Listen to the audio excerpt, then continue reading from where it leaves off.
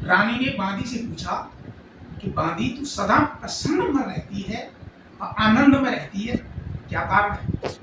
बांदी ने कहा कि महारानी दो प्रकार के इंसान रहते हैं, एक तो मनोरंजन में आनंद प्रसन्न रहते हैं, और जो मनोरंजन में आनंद प्रसन्न रहते हैं जब तक मनोरंजन रहता है जब तक आनंद प्रसन्न रहते हैं और फिर पीछे वो दुखी हो जाते हैं।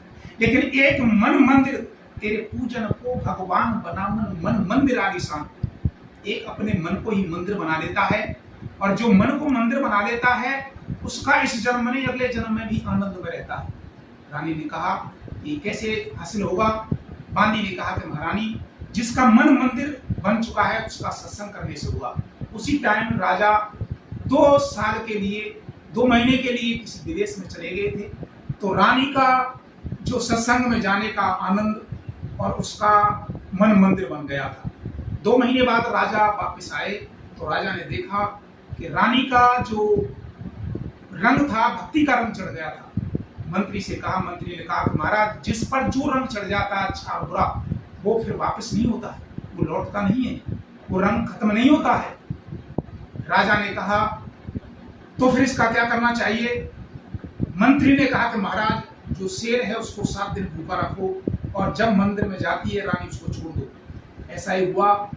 शेर को देख करके रानी की भावना बदली और रानी ने कहा कि प्रभु मेरी भावना तो ये थी कि चतुर्भुजी रूप में आपके दर्शन करूं, लेकिन नरसिंह भगवान के रूप में आपके दर्शन किए।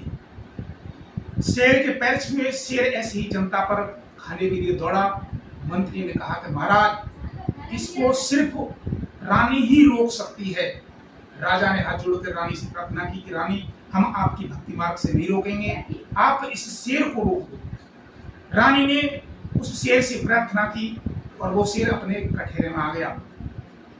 इस दुख भरी दुनिया से चले दूर बसेंगे गोरी, कौन है राजा कौन भिखारी, सारा जगत है एक पुजारी।